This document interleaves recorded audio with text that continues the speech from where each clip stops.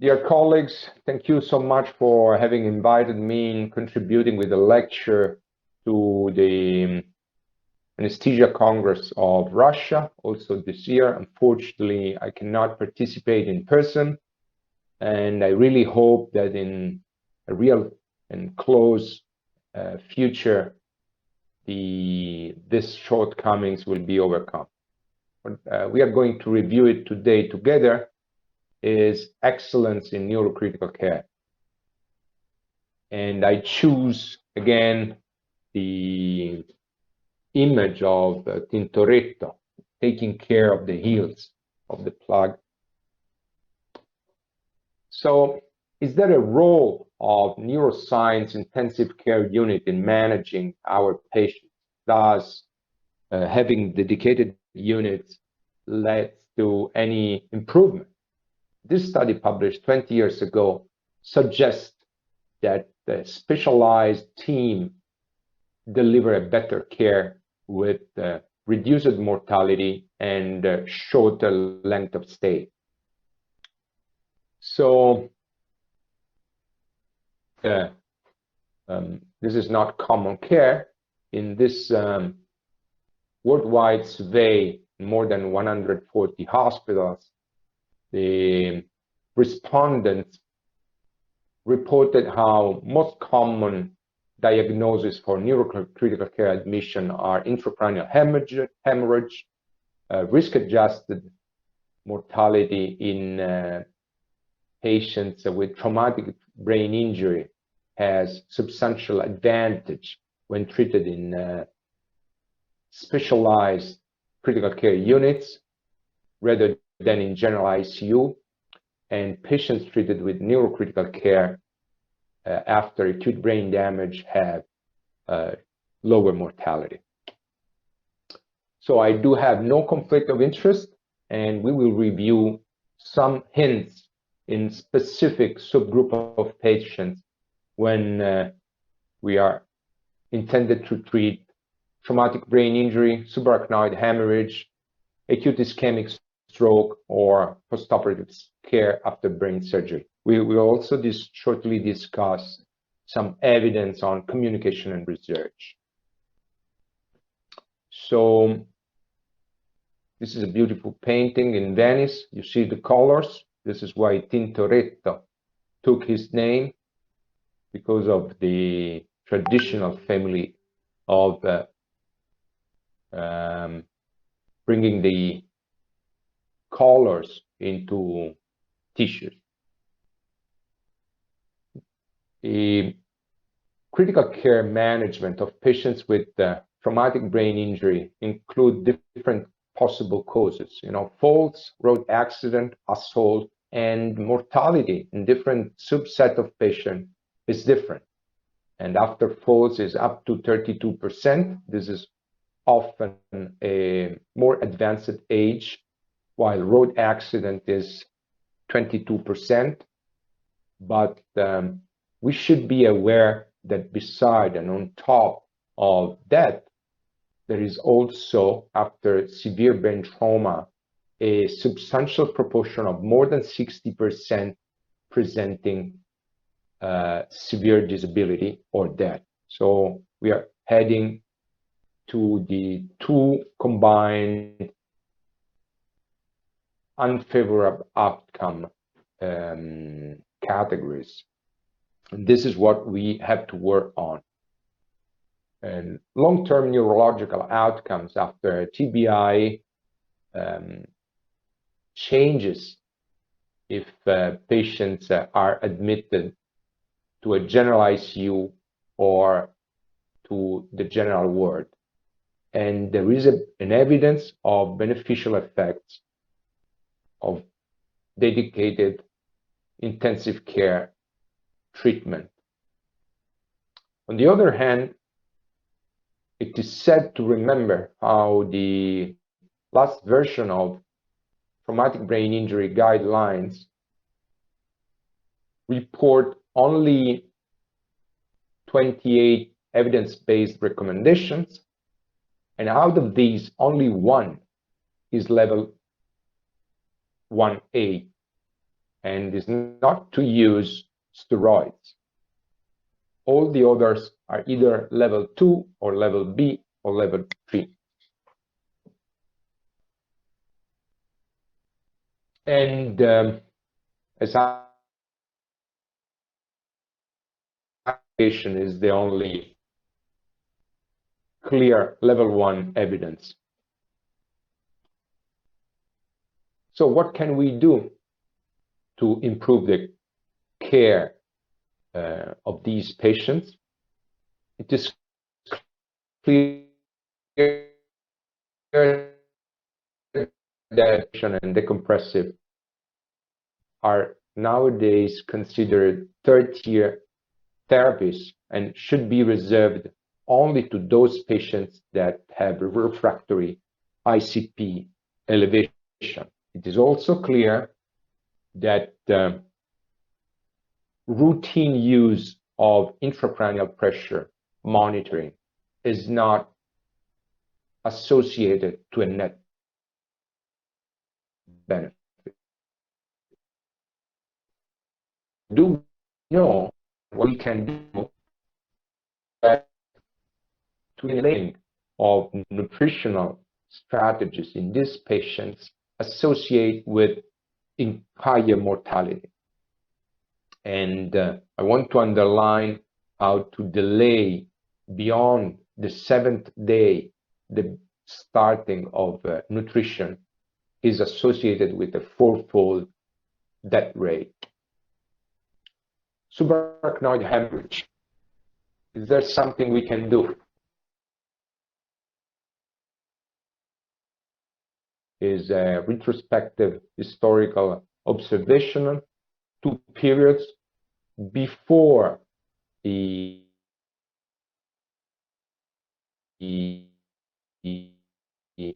vascular team and after 2004 to 2007, 2009 to 2000. The study is that after the implementation of a dedicated neurovascular team, despite the severity of treated patients,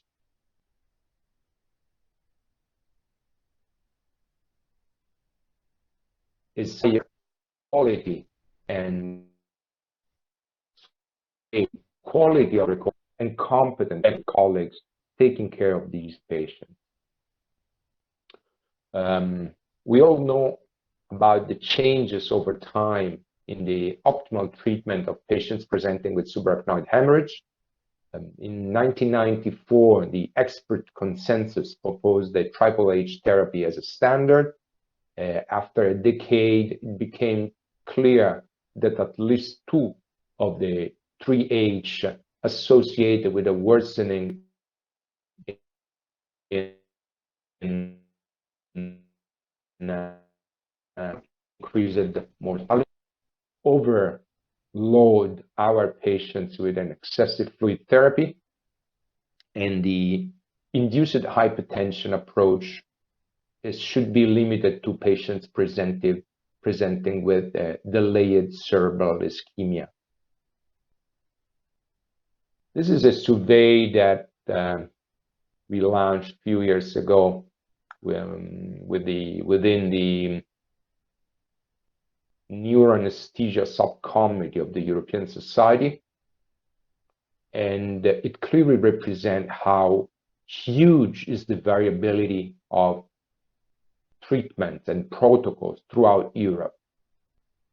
And this is partially because evidence with ultimate strength are limited, and partially because the individual approach based on I think and I believe without going through the available and current evidence in the literature is the most diffused approach. We should change our mind. We should make clinical evidence the driver of our therapeutic choices.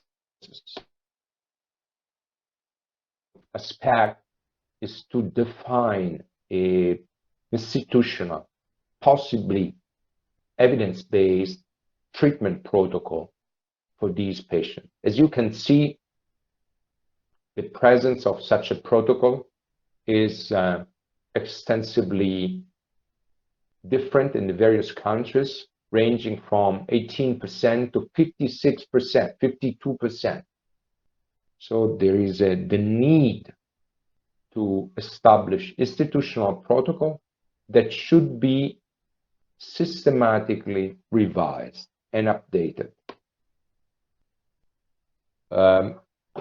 This is a study we published a few years ago in cooperation with Paolo Gritti, a colleague from North Italy, and Seuna Quejoux, the current chair of anesthesia at the Massachusetts General Hospital and Harvard University.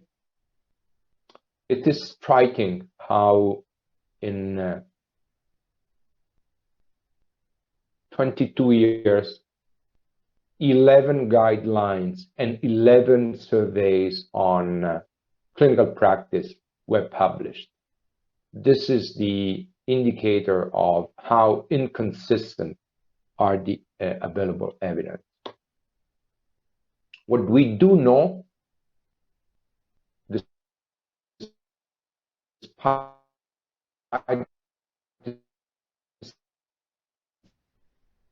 that outcome and increased rate of delayed cerebral ischemia.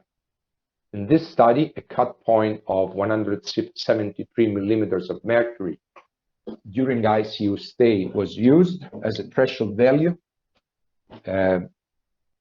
I think we should all cope with this evidence and aggressively prevent hyperoxia in the patients presenting with subarachnoid hemorrhage. Similarly, hypocapnia that is necessarily iatrogenically induced associate with higher incidence of vasospasm and increased in-hospital mortality. This should be aggressively avoided.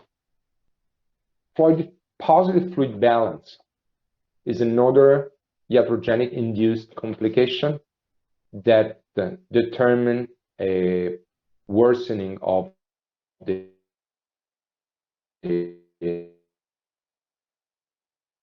and inadequate or suboptimal glucose management with extensive changes in cerebrospinal fluid glucose concentration is a predictor of poor outcome. What about the neurocritical care management of patients with acute ischemic stroke? Is there an indication to neurocritical care admission? It depends on the clinical presentation of these patients. So a quantitative scoring of the clinical status should be systematically run, and triage to neurocritical care should be decided not on subjective criteria, but on established and consistent institutional protocols. Outcome predictors, of course, the quality of outcome and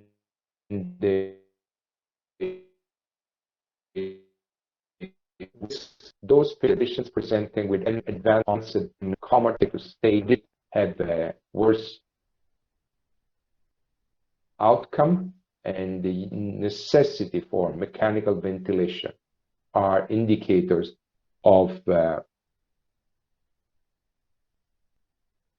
ICU treatment criteria. Also in these patients, it's clear that hyperoxia is associated with a worse outcome. In this study, a cut point of 3 groups presenting with more than 300 millimeters of mercury of PaO2 had a worse outcome and increased mortality, even when compared to hypoxic patients. So very important in patients with acute ischemic stroke and intracranial hemorrhage to avoid excessive oxygen delivery. This is a study from 6-7 years ago. The erythropoietin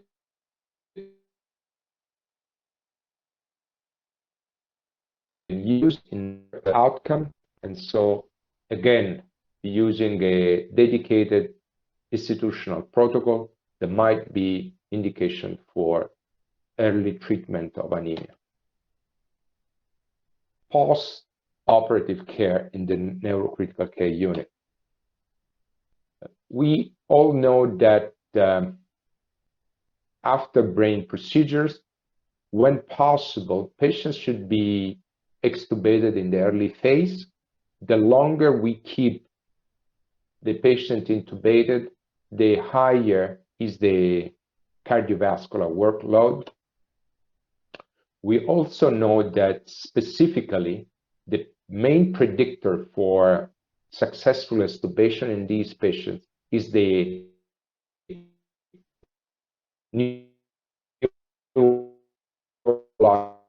it's not like respiratory patients. It plays a role in neuro patients, the neuro profile, the cognitive status, the neurological conditions is the predictor of successful extubation. Of course, we can and we should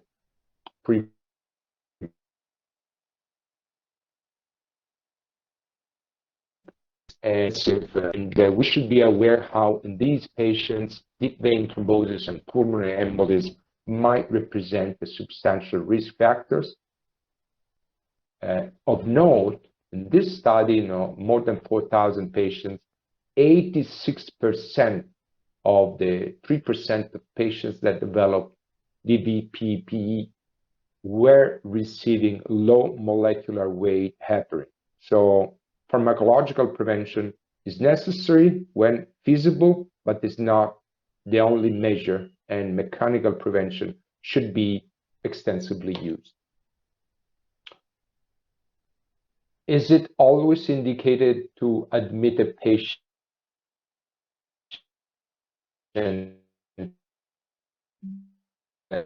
This is the point. It just depends on the quality of care delivered in the ward, depends on the severity of the postoperative condition, depends on the general conditions of the patient. So this is an editorial wrote a few years ago for current opinion critical care. Here there are some conditions that might suggest the need for neurocritical care treatment, epilepsy, arterial hypertension, and so on. But it's important to establish a local protocol and to be open to discuss and reevaluate the problem. Communication and research. Communication and research are both critical steps in the delivered quality of care, and we should be aware how important and this. The neuro patient and the relationship with their relatives is a unique setting. We know that we are dealing with a patient that often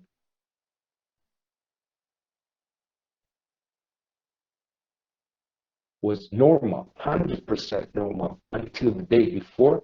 And so we should be compassionate and present in accompanying the relatives into the change of conditions that they are experiencing. Precision medicine is probably the future. Expand dedicated and translational biology research. We know that in neuro patients, not all the recorded evidence in the preclinical setting extended to the clinical setting.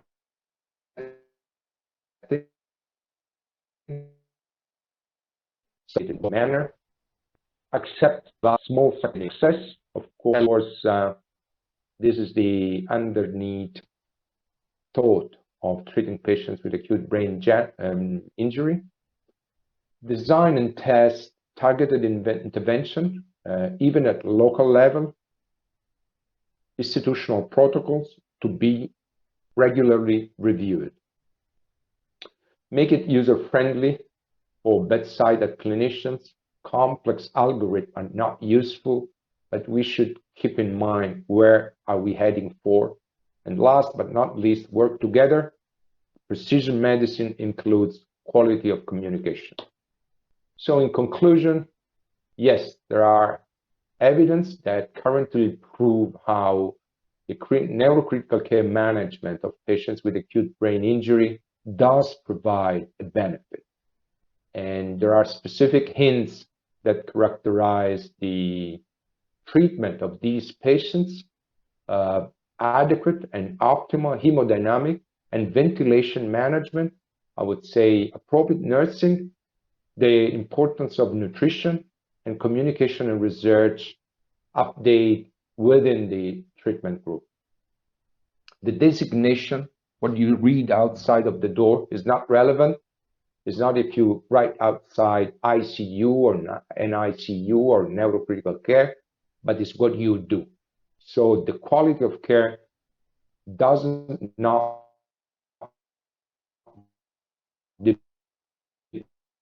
what you actually outside of the door, but on what you do and the clinical decision making in the individual patient. Excellence depends on multiple factors: training, dedicated,